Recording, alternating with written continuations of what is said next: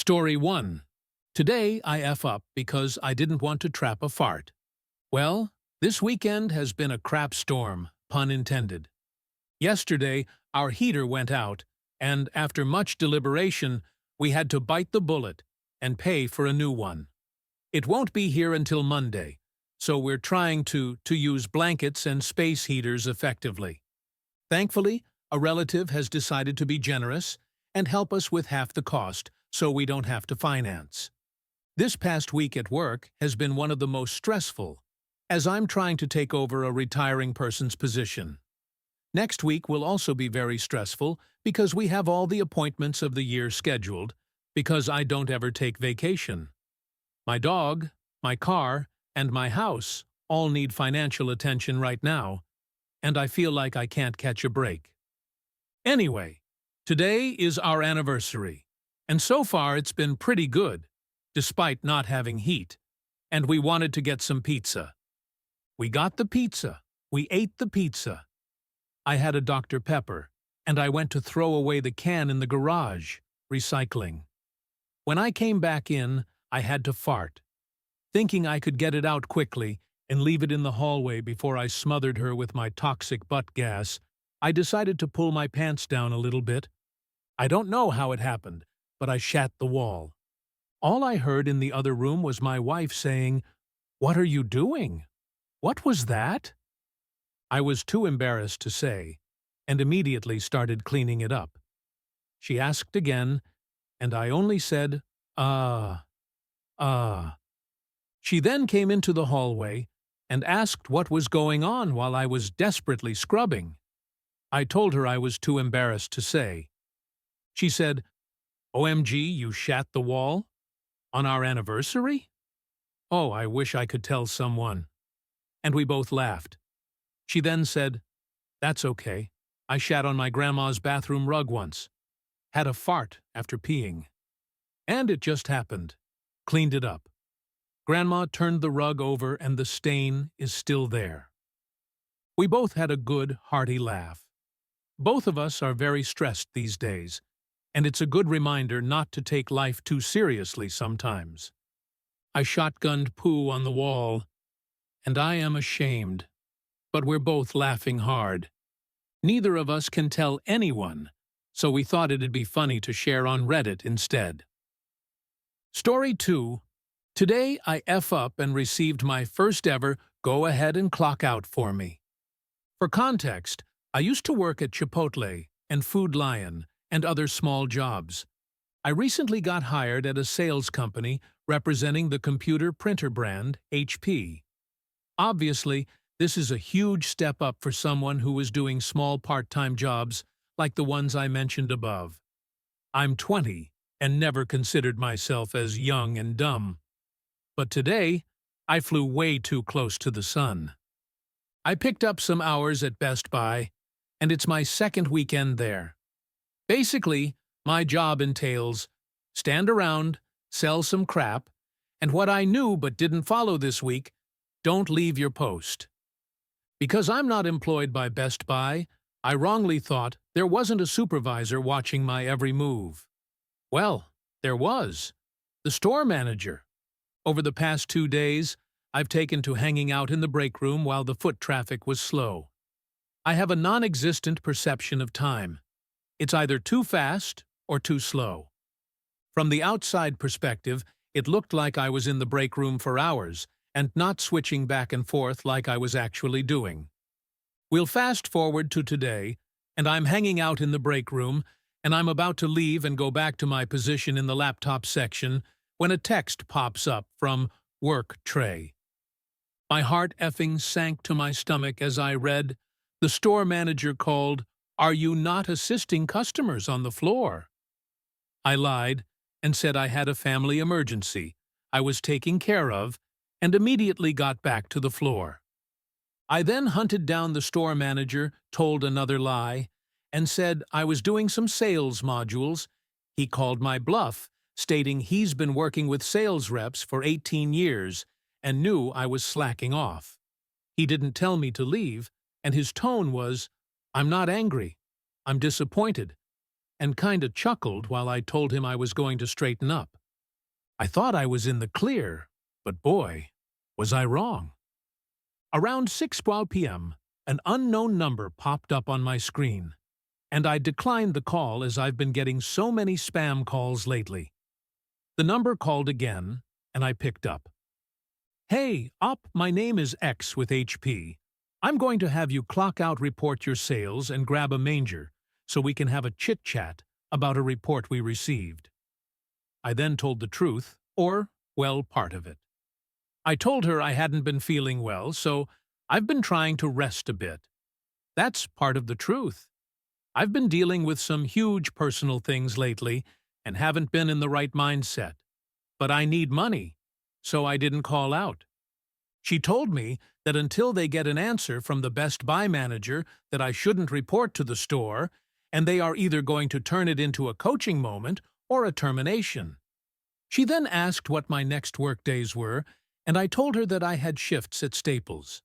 She said, "Oh, okay, report for those shifts, since they haven't contacted us. And you're in the clear for that store. But you might lose hours in coverage for Best Buy, depending on what the manager says. This isn't really an issue he should have reported so largely, as it sent out a report to around dozen or so people, and a phone call to your supervisor would have sufficed. But we will tell him that later. Just report for your Staples shifts, and Best Buy will decide where to go from here." Story 3.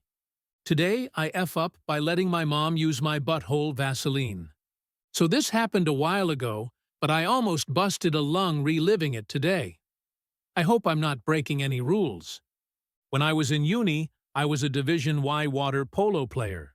This means we have tight swimsuits that are a singular panel with no smaller straps that someone might hold on to, basically completely covered from neck to panty line, front and back. These swimsuits are extremely tight and zip up in the back. We often had to do long swim sets wearing water polo suits instead of normal swimsuits, or do get-out drills, where we would swim, pull ourselves out of the water, and do some exercise on land, i.e. a burpee. I have extremely sensitive skin, so my water polo suit would chafe my skin horribly, basically creating burns where the suit rubbed against my skin. I would get burns from swimming long distance in it zipped, unzip it, and get burns in a V pattern where the zipper sat. Water polo suits also ride up like a wedgie, giving me chafed burns in my butt crack. My doctor recommended that I try applying Vaseline to reduce the friction, which I did basically every day.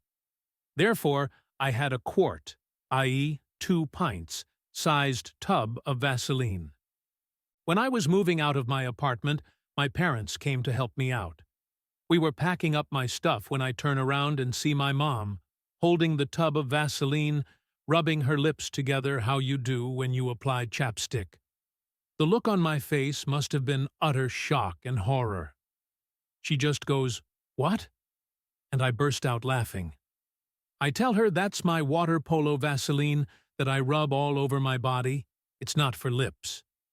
I didn't mention exactly what unmentionables I'd applied it to. I'm not an animal. It's not like I was double dipping. But these burns were crazy painful.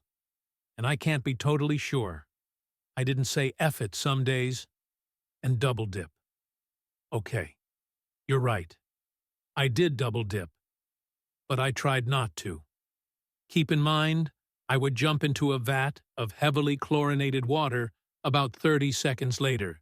So I figured sanitation-wise it was whatever. Real water sport athletes pee in the pool constantly. Sorry, but it's true. Today, while visiting for Christmas, my mom offered me some Vaseline for my lips from a normal-sized container that lives in her medicine cabinet, and I said, "You don't use this one for your butthole, right?" We both started laughing, and she said, I never told her exactly what I had used it for, but it's been almost 10 years, and she's fine, so whatever. Anyway, I think we both have core memories of each other's faces on that day. Her innocently rubbing her lips together, and me wide-eyed in panic. Story 4. Today, I ordered cream instead of milk in latte. So my best friend and I are roommates and frequent a local coffee shop. They have great coffee and food, and we bring our computers to work on our writing every weekend. We've been doing this for about a year and a half now, so the routine is pretty well set. I'm someone who always orders the same thing wherever I go and seldom tries anything new. My order is a sausage, egg, cheese biscuit, and a maple vanilla cold brew with cream. It is important that I specifically like cream instead of just milk, and it's just a small dash in a cup of coffee. Well, we go to the shop as normal the other day, except now they have their holiday specials on a board written all pretty.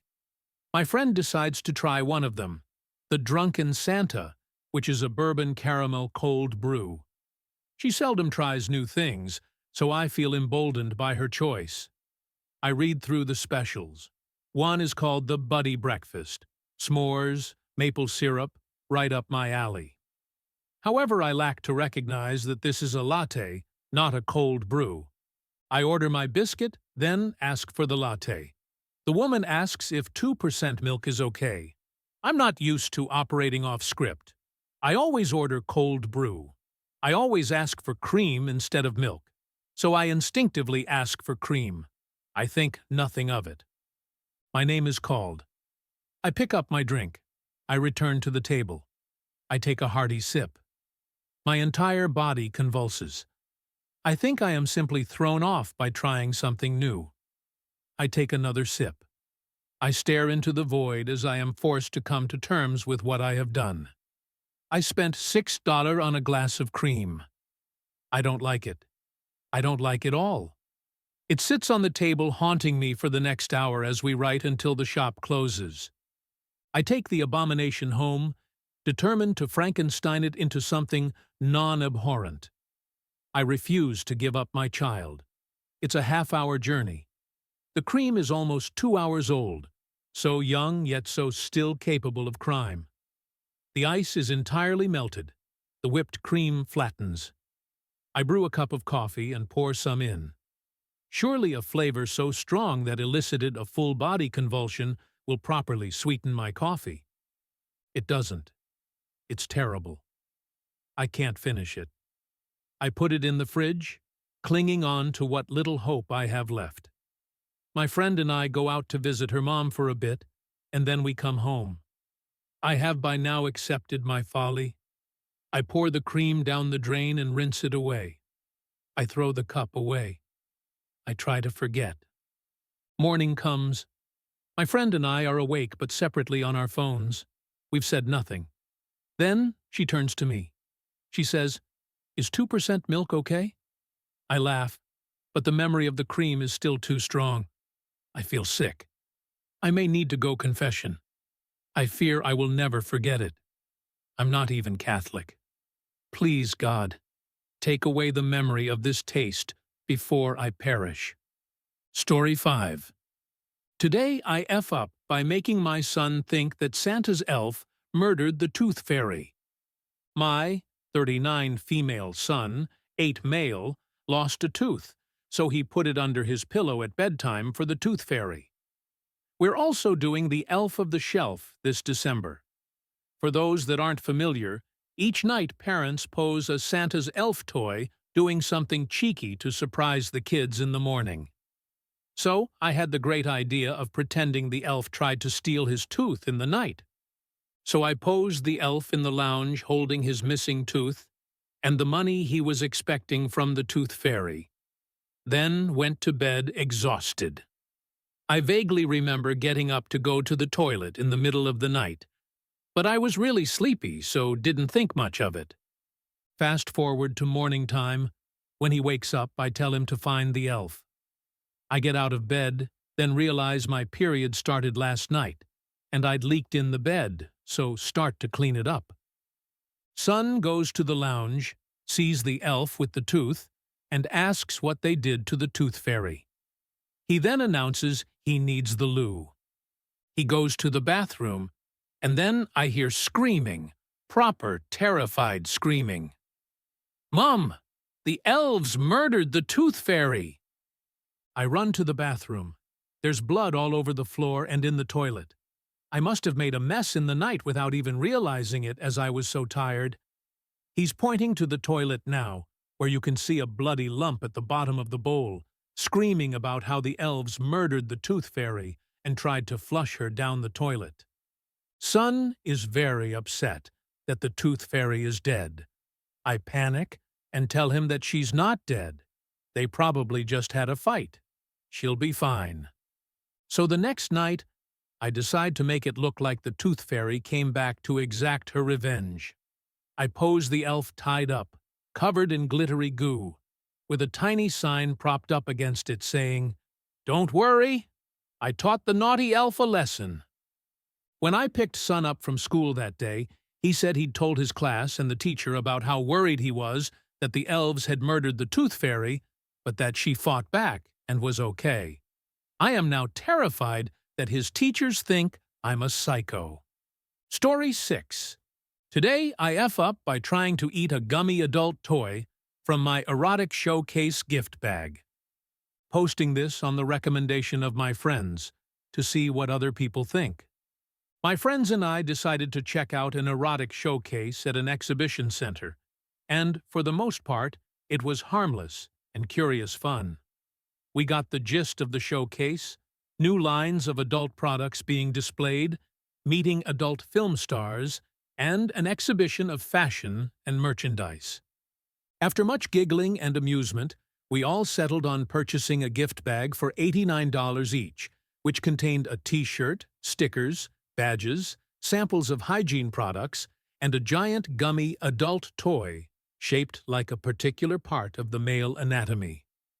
Hands immediately dove into the bags and retrieved the giant gummy adult toys like a lucky dip, anticipating what color we received. Mine was orange. My friends respectively drew purple, red, green, cyan, yellow, and blue. We traded a second yellow one for a blue one. Being the giddy idiots we were, my friends started jiggling and wiggling and swinging their gummy adult toys like swords, slithering them close to each other with bursts of laughter and whacking each other on the arms. But I was really hungry and hadn't eaten since breakfast, and not thinking like should have, I decided to try taking a bite out of my giant gummy adult toy. My friends were mortified, and I couldn't even sink my teeth into the gummy, and it tasted really rubbery. They were laughing, and that's when I realized. The giant gummy adult toys were in a sealed confection packet in the gift bag. The thing I was trying to eat was an adult toy, not a gummy product. Needless to say, I was embarrassed as hell, and my friends were in tears at the sight of me trying to snack on an adult silicone toy that resembled a particular part of the male anatomy in an openly public setting.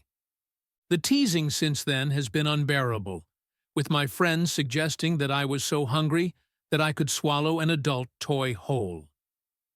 Story 7. Today I F up by getting my wife flowers, but leaving my glasses in the car. This happened today, at roughly 8:30 a.m. I dropped my wife off at work. She works at an elementary school. And as she left the car, she realized she forgot her phone. Keep in mind, this is the last day of school before winter break. "No worries," I told her. "I'll bring it by." I went back to the house, had a cup of coffee, found her phone, find my device, and headed back out. Today, there was a big assembly at her school. Lots of parents were parking, driving around looking to attend. Parking was insane, as was traffic. No big deal. I decided to let things calm down and decided to buy my lovely bride some flowers and a balloon for her at the supermarket nearby. Her birthday is December 24th, so I usually do something a week or so out just because. Anyways, I found a nice arrangement and decided to add a balloon. I had left my glasses in the car, so I grabbed what I thought said "Happy Birthday," paid for the flowers and balloon, and went back to the car. Then I put my glasses on. The balloon said Happy Thanksgiving in a very fancy script, not Happy Birthday. Well, crap. Thanksgiving has passed. At first, I figured that I could cross out Thanksgiving with Sharpie and write birthday. Alas, I had no Sharpie. Then I thought I could explain it in the card. I quickly realized I would never live this down. For context, I once grabbed my wife a lovely card that was for From Mom to My Son. Wasn't doing that again. So I ditched the card, saw a lady with a kid, and gave the little one the balloon. Sadly, she had a second child with her that got upset. Not wanting to end up on Facebook as a local monster, I gave the bigger kid a dollar coin. I looked at the mom and said, "I just forgot my glasses. I hope this didn't make a mess," as she laughed at me and went into the store. Still, I could show up on the internet as confused old guy gave my baby an outdated balloon and my oldest money. My wife loved the flowers and the story. I may be a dumbass, but I'm her dumbass. Story 8. Today I F up by scaring the crap out of a drunk college girl. This wasn't today, it happened a little over 20 years ago. But the weather reminded me of this incident, and at the time, I was a dumb college kid who didn't realize how badly I unintentionally terrified somebody.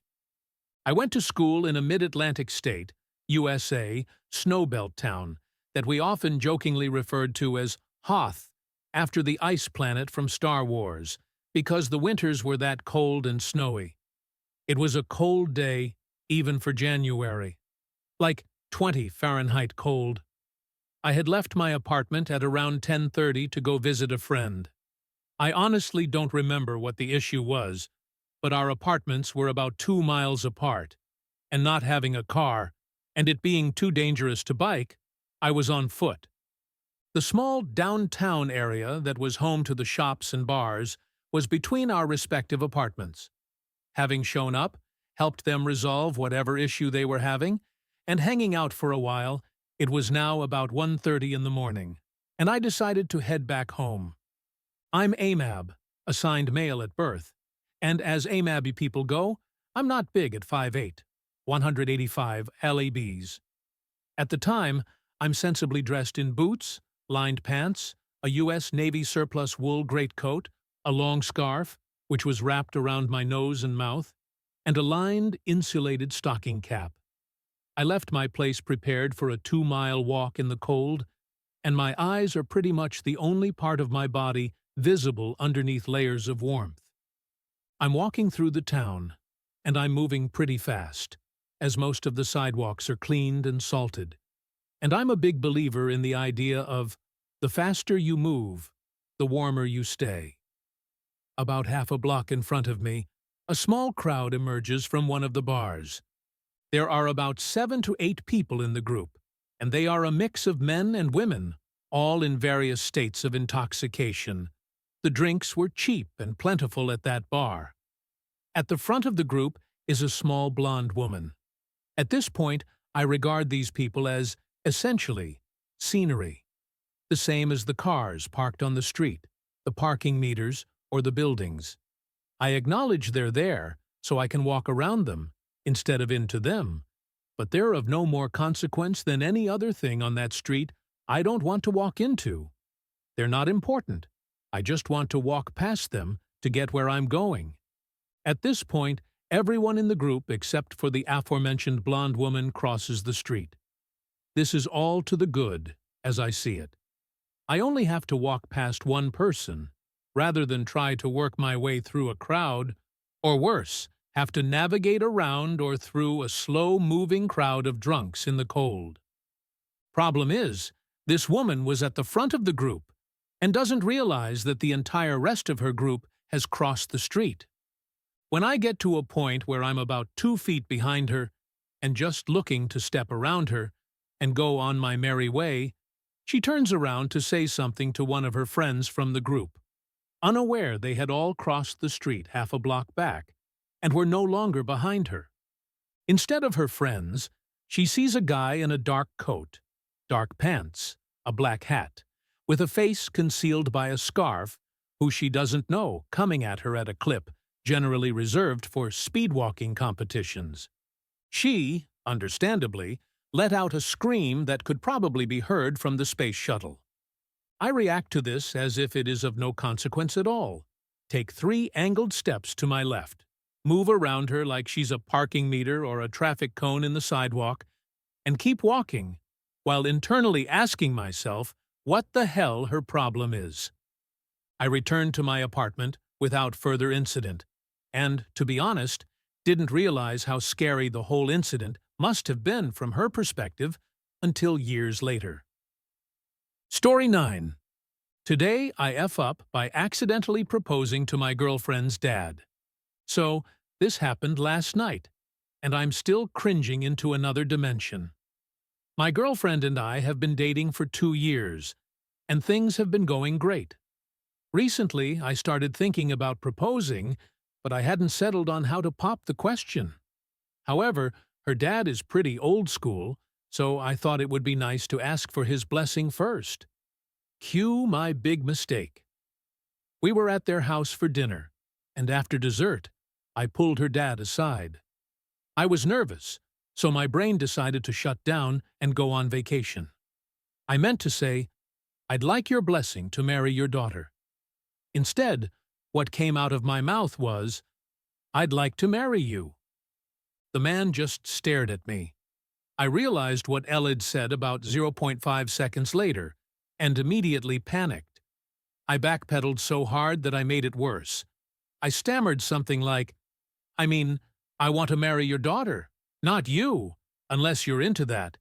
Not that I mean you're not attractive or, oh my God, I'll just go jump off a cliff now." Meanwhile, my girlfriend, who had wandered over at this point, overheard part of it and burst out laughing. Her dad, to my surprise, laughed so hard he started crying. He eventually said, "Well, I appreciate the offer, but I think my wife would object."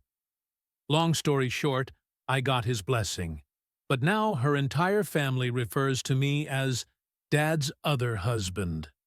Story 10. Obligatory, this happened last weekend, and I'm still dealing with the aftermath. So I work at a small indie bookstore, and we often get used books donated. Last week I found this beautiful vintage copy of Treasure Island, with really detailed illustrations. Inside was this yellowed piece of paper with what looked like an old-timey treasure map and some cryptic clues. I thought it would be fun to post it on our local city's subreddit as a joke, saying I found this mysterious map and wondering if anyone knew what it meant. The post blew up overnight. Like, seriously blew up. Turns out, the clues actually matched up with real locations around our city. Old buildings, historic landmarks, etc. What I thought was gibberish actually made sense to history buffs. People started forming teams and going on actual treasure hunts. Someone made a Discord. Local news picked it up. There are now hundreds of people combing through the city following these clues. Here's the thing. There is no treasure. The map was probably just some kid's school project from decades ago. I tried posting updates explaining this, but people think I'm trying to throw them off the trail.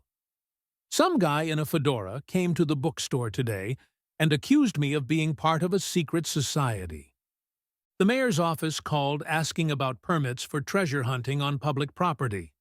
I'm getting DMs from people claiming they've solved parts of the puzzle and demanding to know the next steps.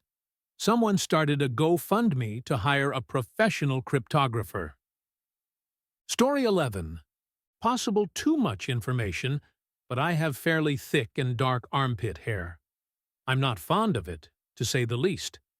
Shaving can't get the pittiest parts of the pit smooth, and Nair only lasts for a few days. I tried it on my legs and it wasn't too bad, so I thought, why not? Now, the first time I tried, it was with those pre-made strips. I tested a tiny part, but it only got 50%ish of the hairs, and left wax behind. So I stopped with the patch test. Then tonight I thought, I have hard wax. I bet that would work better. I have one of those Slyak wax kits from Walmart, so I popped it in the microwave to melt. My mom said the little was cute, although she didn't know it was a wax cup until I told her. For those who are curious, I haven't told her about my struggles in the hairy pits of pain. My wax beads now melted, I settle into the bathroom. I knew from reading about it that baby powder is supposed to help the wax not grip the skin. So I rub some on, toss my arm behind my head, apply the first itty-bitty strip, and pull. It doesn't come all the way off, and also, ow. I pull a few more times and the little strip is off. That wasn't so bad. Second strip for the bottom. And that one went a lot worse. It hurt even more. Still took a few tries. I had to pick off tiny globs of wax from the center line of my pit, and I saw a few dots of blood this time. Even more, ow. Not enough to make me cry or anything, but a couple choice words slipped out. By now, the wax is cooling down, so I went back out to heat it again. All right then, take 2. Now I know how much pain to expect, so I'll be fine, right? Wrong. I popped my other arm behind my head, do a very small top strip, and the little spot was on fire. Because, of course, the first armpit was where I tried the sticky strip, so it was missing half the hair. I told myself, that's okay, we'll just do a few more smaller strips. So I apply the second strip, covering about 1/4 of the pit. I let it cool, go to pull it, and it barely budges. I pull again, gain another fraction of hairless ground, and the third time, nothing. Because, of course, I forgot the baby powder this time around. I find the box of pre-made strips and go to work with the little wax remover wipe, which helped a bit, but there still were a couple spots that wouldn't come up. By now, I'm trying to pick the glob of wax off and crying quietly so that Mom won't notice. I complained at myself and questioned my sanity for probably 10-15 minutes before I got up the guts to pull the wax off. And thankfully, it was just stuck to hair, and not my skin like I thought it was. I had also been waxing my legs, but I've had enough of wax imp for tonight. Now I have 1-1-2 smooth armpits that are red and irritated by rubbing anything and half of a leg done. I think I'll just leave it to the professionals next time. Story 12. I'm 17 and can't stop making problems that I feel are ruining my family. Today, I got into my second car accident, and after having even more of my stupid decisions thrown in my face, I'm starting to realize just how much of a nuisance I am. My family has had issues almost my whole life. My parents never really got along and were pretty young when they got together, especially my dad. Throughout my childhood, I was blissfully ignorant of the various issues my parents had. They separated about a decade ago now, and still aren't on good terms. I stayed with my mom after they separated and would see my dad every weekend. It stayed like that for years. I thought I adapted to the whole thing well, but that was probably because I don't know what I do now. My parents' separation was extremely messy, and I'm still finding out more to this day. The biggest issues were that my mom was extremely spiteful, and for years tried all kinds of crap to get my dad locked up. My older sister helped a few times as well. So fast forward some years, and I'm older, and now finding out more about everything that went down.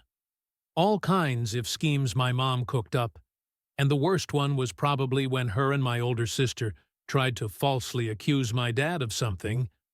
You could probably guess what I don't feel like spelling that out. Leaves a real bad taste in my mouth. I love my family more than anything, and I guess since I only found out about all the horrible stuff kind of recently, I guess it just hasn't set in yet since my opinion, if my sister and mother hasn't changed. I don't know why, and maybe something is just wrong with me. I still keep in contact with my mom, and I visit my sister every once in a while. I also love my dad and stepmother a lot, too. I end up having to lie to everyone, too, since they all want to tell me things and then tell me not to tell anyone else. I'm a horrible liar. I lie, and then I watch as they see through it, and I'm left feeling like a crappy son or brother.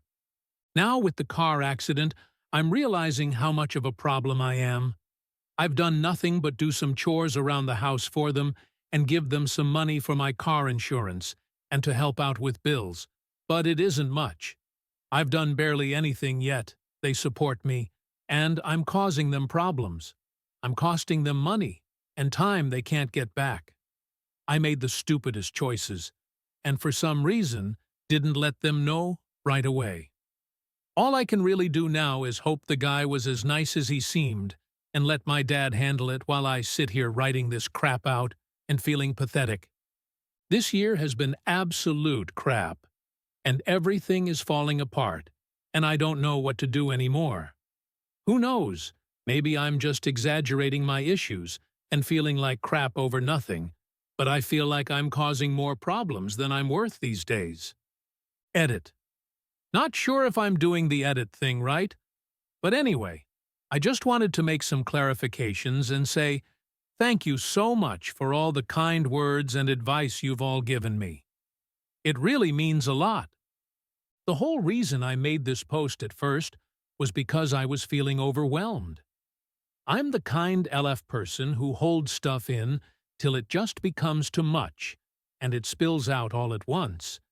It doesn't help that I don't really have people I can trust enough with everything and feel like they would be unbiased to both sides of my family. Despite that, I again want to thank you so much for giving me good advice and words of support. Now, just a few clarifications. I am in therapy, but haven't made much progress before. This is my second time. The first ended abruptly, and I didn't really get to really talking there. This time I was faster in really delving into my own issues, as well as my family's, and I think it's going okay so far. I do try to contribute where I can with my family. I have a simple job as a cashier, like a lot of high schoolers, and I do chores around the house and help with the pets sometimes, and even just kind of trying to be someone they could vent to if they needed. I personally feel like I should be doing more, but that's just me.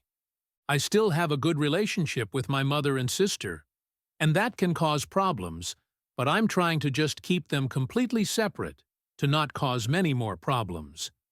Overall, it's been a few days, and I'm doing a bit better now. I'm just trying to not worry about things I can't control anymore, and going one day at a time.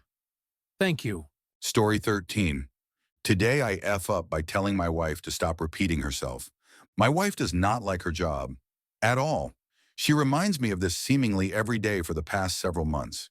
She and I both have pretty decent salaries and we've been saving up pretty well. So it looks like we'll be able to retire in about 5 years for her, and maybe another year or two after that for me. It seems like every day she'll say something along the lines of 5 more years, as part of a conversation about a crappy upcoming meeting or a frustrating project she's currently working on. Occasionally we'll discuss what we might do after we retire, and she'll say 5 more years. She'll ask me if I'm okay working just a year or two longer than her, and of course I'll say yes, and she'll say, okay, so I only need to work 5 more years. To me, it felt like I was having the same conversation over and over and over again. I would say, we have a plan, we have a goal, we're on target to meet it. Over and over, same conversation, always ending with 5 more years. Repetitive conversations frustrate me. I find myself thinking, didn't we already discuss this? Did something in the plan change? Why are we revisiting these details? So this morning I said to her, you don't need to tell me 5 more years every day. Well, apparently this was absolutely the wrong thing to say, especially today. See, today is the weekly crappy meeting that is the focal point of much of her frustration with her job. Today is the day of the week where she has to present the current status on her projects, And ever since her company got a new CEO, these meetings have gone very poorly. My wife's projects require a good deal of technical expertise, as well as feedback from the customer for certain data points. Both of these requirements can be a problem when it comes to this weekly meeting. Regarding the technical expertise, she gets frustrated by trying to summarize things plainly enough to satisfy leadership. I've seen her reports, and I don't think they can be dumbed down any more than she's already doing without losing important information. And yet the CEO keeps asking her to simplify things more for him. And then for projects waiting on customer feedback, the following exchange will often happen. Her, we're waiting on critical information from the customer to move forward. Him, so what can we do in the meantime? Her, without this information, we have no way of moving forward. Him, have you tried? Test that does not produce the needed information? Her, that wouldn't get us the information we need. Him, run, test that does not produce the needed information and see if that locates the issue. Her, following week. The test did not reveal the issue, and we are waiting for the customer to respond with the needed information that only the customer can provide. Him, nonsense, run, different useless tests that will waste her time.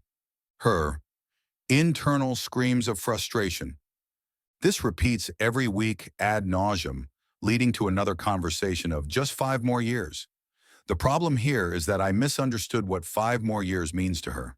When she says it to me, it often comes with details of what we'll do, or how much we need to save, or some other detail, and I felt that it was adding more stress on top of her work. But I was wrong. For her, it was stress relief. It was a mantra, an affirmation that all the bullcrap she is putting up with at work will eventually end. It was a light at the end of the tunnel, and I've darkened that light by saying I don't want to hear about it every day. For me, the repetition was making those 5 years look longer and longer. But for her, each repetition is confirmation that there is an end to the frustration. So now I need to think of a way to make it up to her and to remember that I really can listen to all her problems, no matter how many times I've heard them before, and regardless of whether I'm able to help. Story 14. Today I F up blacking out at my wife's work Christmas party. Obligatory, it actually happened on Saturday. So my wife has an annual Christmas party at a fairly fancy place, a resort spa. We are all provided a hotel room for the night, great banquet with good food and drinks, semi-open bar style. I get along with all her co-workers and have gotten to know them over the years. It is usually a pretty chill occasion and always ends up with 1 or 2 people drinking a little too much. Typical holiday party stuff. That was me this year. Throughout the night, I was told and reminded to not smoke any weed. Weed plus alcohol are a very bad combo for me. I even promised I wouldn't. Things were going fine. Dinner was delicious, and drink tickets just kept appearing in front of me. I had a hefty buzz on. Well, after dinner and too many drinks, I stepped out and took a few puffs. That's where things went sideways, or black, I should say. I only actually remember a few little memories, but I guess I was being loud and a total knob. Made a fool of myself, said dumb stuff, etc. The beans got spilled that I smoked, and my wife was livid. I think I even tried to lie about it right then and there as well. After that, she went to bed, and I think I stayed up and kept drinking for a little while. I woke up to her cussing me out, pissed and angry. It's been 4 days, and she still won't talk to me. Claims she doesn't want to fix things and says she doesn't even want to live here anymore. Gosh, I effed up bad. I'm in a bad state, so mad at myself, can't focus at work, and don't know how to proceed. One thing I do know is that I have a problem with drinking. I'm fine having maybe 1 or 2, if that's all there is, but if presented with unlimited drinks, I won't stop until I wake up the next day. I would gladly give it all up to make everything better, even my beloved Marie. I really upset her though, and it may be past the point of fixing. I know this isn't the advice sub, but I could use some. Edit.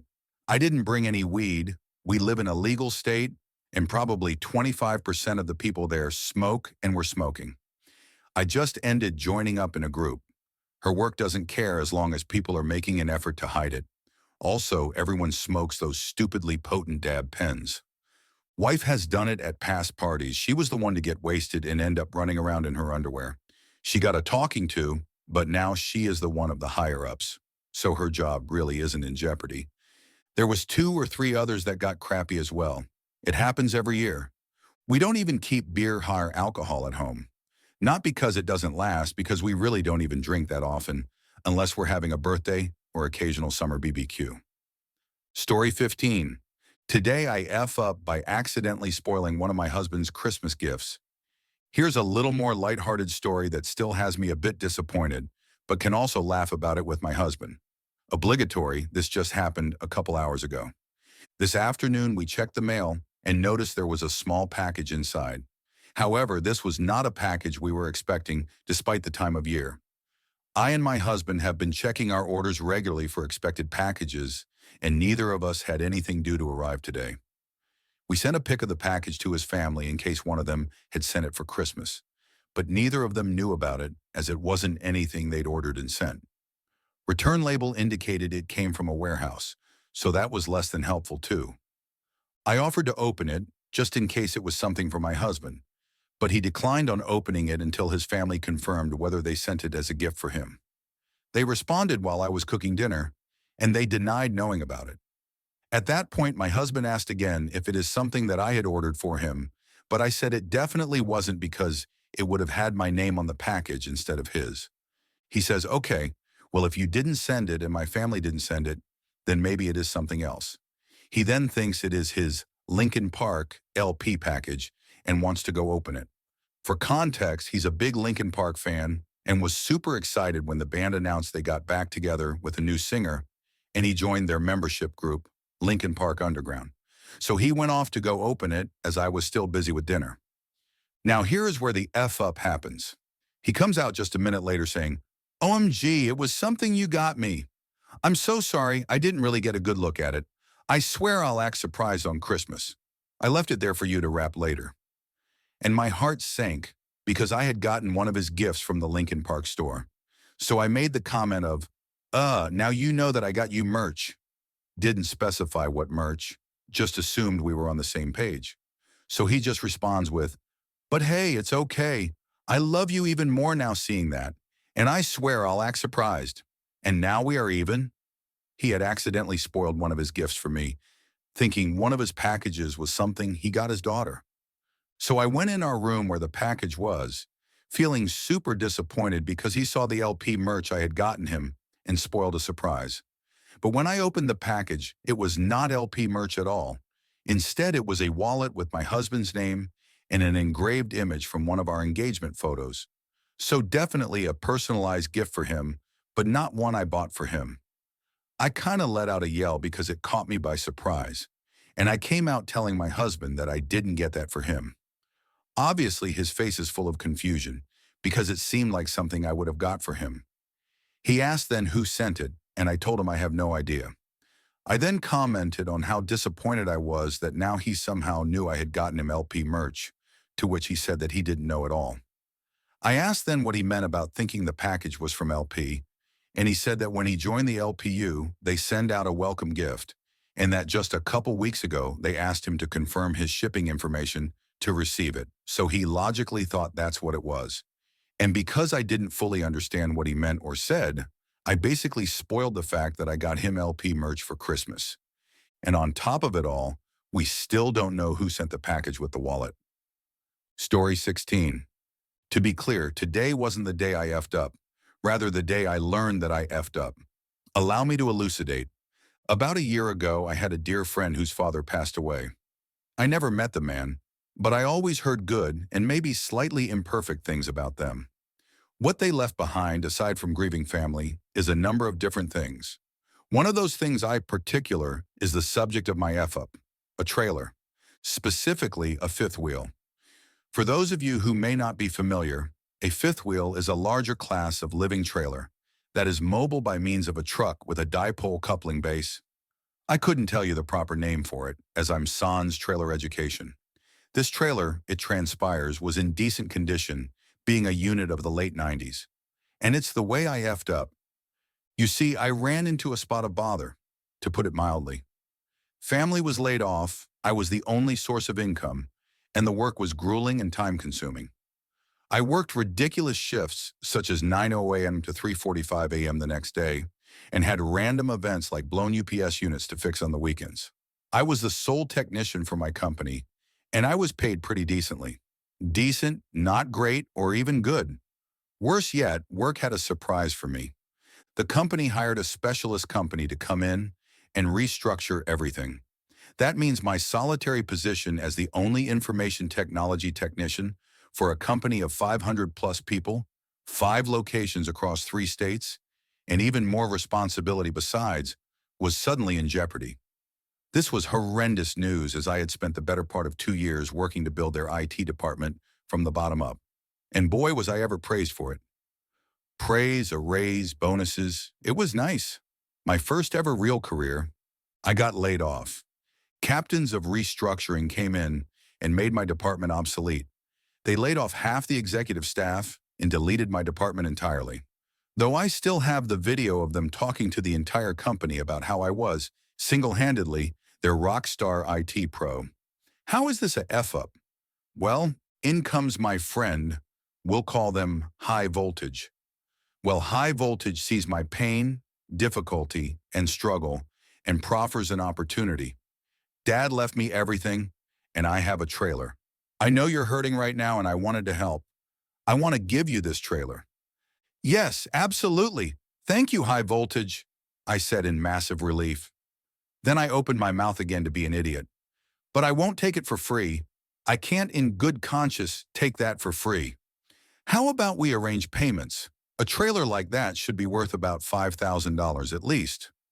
I wish I hadn't said anything, though I doubt it would have mattered.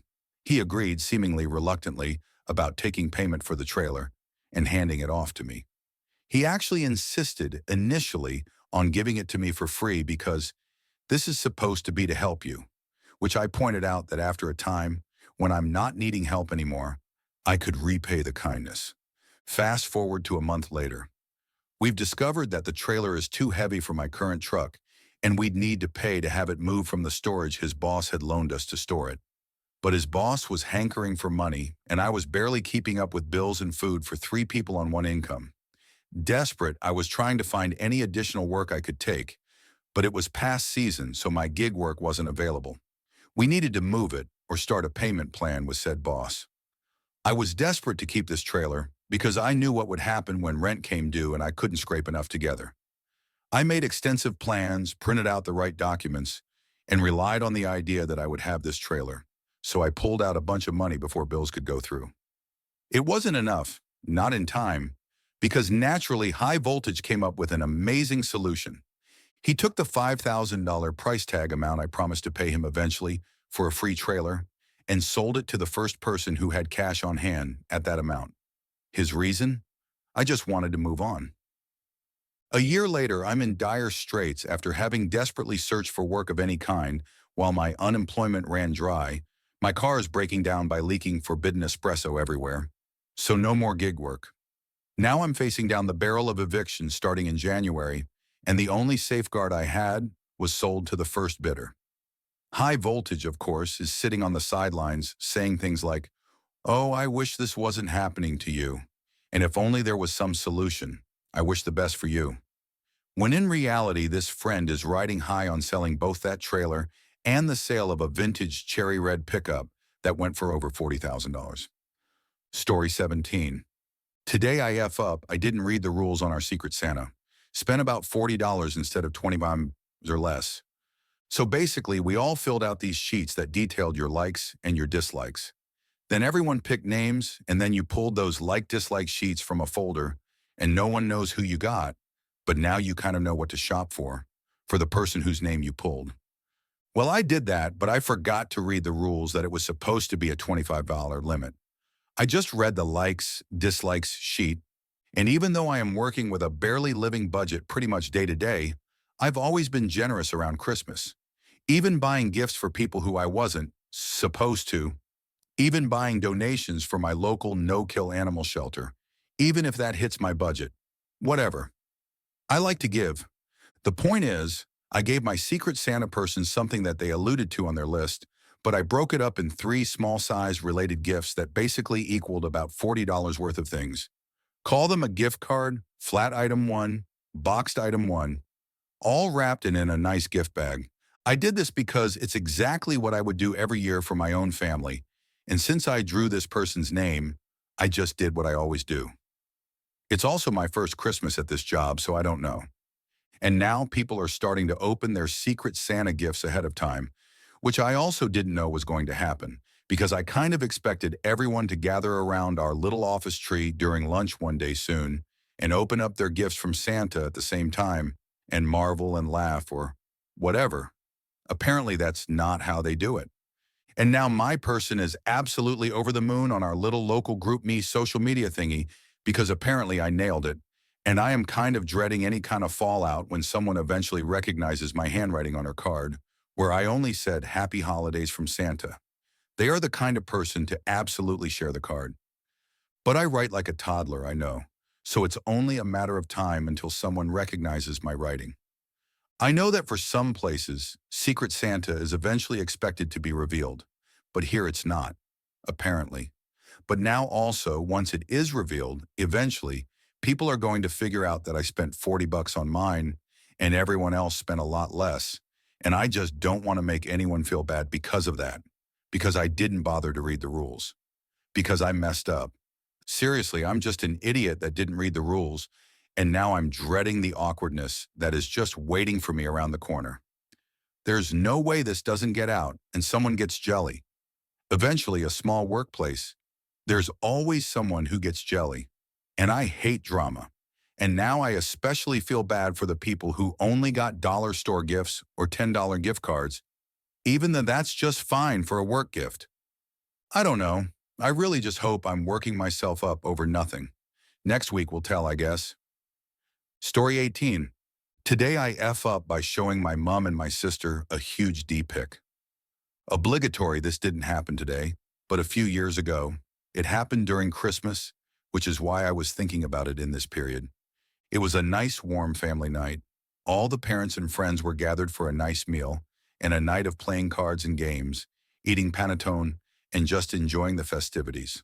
For some reason, I decided to take pics of the party on my iPad, but mostly pics of my adorable nephew playing with his new toys and being cute as usual. On the same iPad, I had installed Growler, a gay dating app like Grindr, but mostly focused on bears. This detail is important. So after a couple of hours, Mom asked to see the pics that I took so far. So we sit on the sofa. My sister joins us. So there I go, swiping the jolly Christmas pics, when all of a sudden a huge, veiny, hard PP pic appears, full screen. This because this specific app, when you receive a pic from someone you chat with, it saves the photo automatically in your own phone's gallery. I gasp audibly. My mom's face freezes in horror. My sister just gets up and leave. All I can blurp is, I swear that isn't mine, as if that makes it better. I shut the iPad down and run away, drinking copiously to forget what just happened. We never talked about it. Story 19. Today I F up by drinking over 4 decks the amount of alcohol I thought I was mixing. Hello, my wonderful community. Never thought I'd post here. I, 24 male, rarely drink, if ever. This is an important detail that will come up later. I also weigh 115 pounds and am probably a lightweight. I also have non-alcoholic fatty liver disease, so I'm usually very aware and careful around alcohol. A few weeks ago, I found a cranberry martini recipe online that I thought looked cool, so I decided to try it out and spoil myself for the holidays. Went all the way, buying a cocktail shaker, really cute glasses and everything. A week ago, I went into the liquor store. I'm not sure if all liquor stores always appear sketchy, but have the nicest people. Maybe it's just my towns. And one of the staff helped me grab some vodka, raspberry liqueur, and sparkling wine. I had thought about making it later that night, a Wednesday, and we'll just say thank God I didn't do that in the middle of a work week. Flash forward to last night, a day that will forever live in infamy. I decided to queue up a very popular murder mystery movie from 2019, and halfway through decided to make my martini. Now I'm not an idiot. I ate food beforehand, drank a ton of water, and everything. Sorry, let me correct that statement. I'm not an idiot. Yet. That's about to all change. In the process of looking at the recipe card for the drink, I failed to read into how many it serves and was just dialed in on the specific Oz measurements for each part. Additionally, here is the big mistake. I couldn't remember how many Oz a shot was. I've only ever done one shot of vodka and felt awful for the next 2 hours. Instead of looking this important detail up online, I thought long and hard and immediately 5 came into my head, except it was preceded by a 1 and a decimal point. I very stupidly assumed a shot was 5 Oz instead of 1.5 Oz, and proceeded with the recipe card's measurements. 6 Oz of vodka, 2 Oz of liqueur, 6 Oz of cranberry juice, and 4 Oz of sparkling wine. In my head, this worked out to like 1.5 shots total. As of writing this, I don't even know how much or little the sparkling wine comes into play, when in reality I had just made over 4 shots worth of martini. Another warning that I may have made a mistake was that it filled up most of the cocktail shaker, and that cocktail shaker lasted through 4 glasses. I did consider this, but also have many friends in my life who will get placebo drunk, so I quickly ruled it out. There's no way I poured multiple drinks. The recipe card has the same portions, I thought, again forgetting to look at how many servings it made. I got about 3.5 glasses in about 30 minutes too, which is really bad given the quantity, when I realized I was starting to have issues sitting in my chair watching the movie. At this point, I then looked up how many Oz are in a shot and realized the grievous error in judgment as I was greeted with a 1.5. Hey, at least I got the 5 part right. The movie had reached its climax where the inspector is going into the methods, motives of the killer, and I was now incredibly drunk. I did start drinking water at this point, stumbling, falling into walls on my way to the fridge and back. But it didn't really help. I don't even remember the ending of the movie. I have thrown up 3 times this morning. Damn my hubris. Story 20. Today I F up by driving through a mini tornado at work. Over the summer, I worked as a bird surveyor in eastern Montana, and on this day I was stationed in the vast sagebrush, shag farmland south of a little town called Malta, a few hours west of Fort Peck. Basically near smack dab in the literal middle of Montana. There was rain in the forecast and I could see dark clouds on the horizon, so I decided to try and outrun the storm and get to the survey spot before the roads got wet. This is very important, because most of the roads I use to get to survey spots are dirt, and even a little bit of rain turns it into gumbo, slick mud that sticks to everything that you can easily get stuck in. While working, I had to always keep tabs on the weather since it determined if I could complete a survey or even drive to the spot.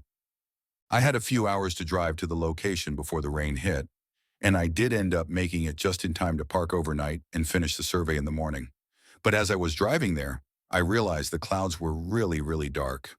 I've lived in the Midwest my whole life, and I sort of have a fear of tornadoes. I've been stuck in a few small ones, and they're no joke. I was nervous about working in the middle of nowhere and being stuck in bad weather with only a truck for shelter, but I felt better reading that eastern Montana really doesn't get many tornadoes. By the time I turned off the highway onto the farm dirt roads, the black clouds were right on top of me. Literally, the front line of the storm was straight above me. But as long as the rain held off, I knew I'd be okay. In the back of my mind, I worried about tornadoes, but I chalked that up to paranoia. 30 minutes later, halfway to the site, and the winds really pick up. Every so often, a big gust rocks my truck, but the only thing I can do is keep driving. Then I get to this little bridge over a creek, and on the other side, there is a bunch of dust forming a funnel, and it's blowing right towards the road I'm on.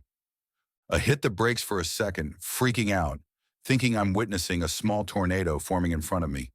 It's right below the front of the storm clouds, too. I consider my options: wait where I am for the tornado to pass, but potentially grow stronger, or pedal to the metal twister style and get out of Dodge while it's still weak. Well, I choose the latter, but my timing is off. I have accidentally timed it, so the funnel hits me just as we're intersecting. Now, this was not a fully formed funnel, but it did reach pretty high off the ground. And when it hit my truck, it was enough to shake it pretty hard. But I managed to get through and make it to my campsite before the rain hit. Looking back, I rationed it to be not an actual tornado, but a dust devil, which can probably get pretty strong. Well, today, I happened to be reading about dust devils, and apparently they usually form under clear, sunny skies.